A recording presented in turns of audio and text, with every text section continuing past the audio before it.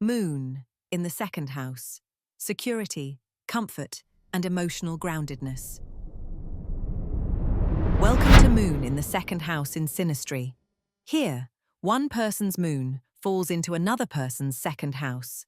The house of material security, personal values, physical pleasures, and the deep relationship between safety and the tangible world.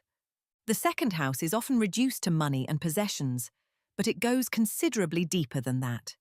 More precisely, it governs our relationship with the physical plane, with the body, with comfort, with the things we consider worth having and keeping. At its deepest level, it is the house of self-worth, the felt sense of our own value, independent of how others evaluate us. When someone's moon falls here, they bring an emotional quality to all of these concerns. The moon person feels instinctively invested in the house person's security, comfort, and well-being. This is not intellectual, it is felt. They genuinely care whether the house person is physically comfortable, whether they feel safe, whether they have what they need. This can express itself as natural generosity, a pleasure in providing, a quiet attentiveness to the house person's material and physical state. For the house person, the effect is often one of deep groundedness. The moon person's presence settles something, a quiet, existential reassurance that they are held, that their comfort and security are taken seriously. A great deal of human anxiety is rooted in the second house, the fear of not having enough, of not being enough. The moon person's presence can quietly soothe those fears, not through declarations, but through the consistent embodied message of care. There is frequently a strong sensory dimension to this connection. The moon rules comfort and nourishment. The second house rules pleasure, touch, taste, and the physical senses.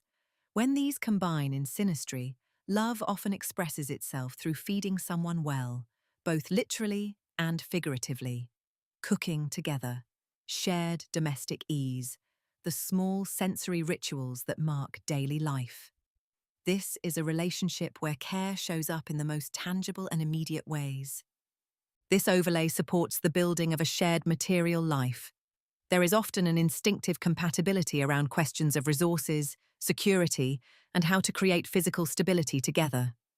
In romantic partnerships, it contributes a quality of longevity, a bond rooted not in constant excitement, but in the pleasure of being reliably comfortable together, the security of knowing the other person has your well-being at heart in the most grounded sense.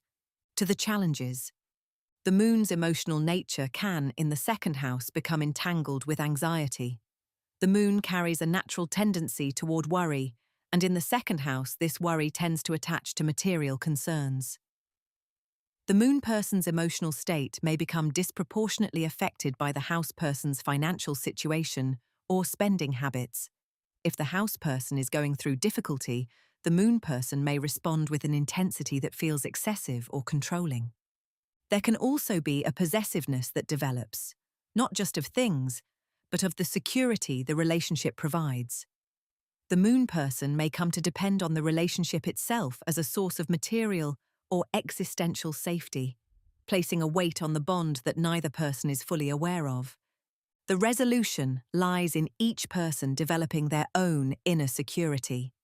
The moon in the second flourishes when care is offered from genuine generosity rather than unconscious need management. When the moon person can attend to the house person's well-being without requiring the house person to conform to a particular picture of how their life should look.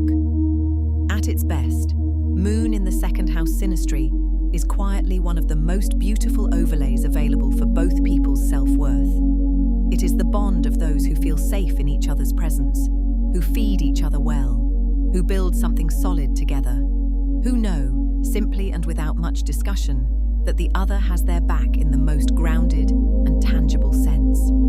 These are not small things. In many ways, they are the things that matter most. Thank you for listening. Next, Moon in the third house.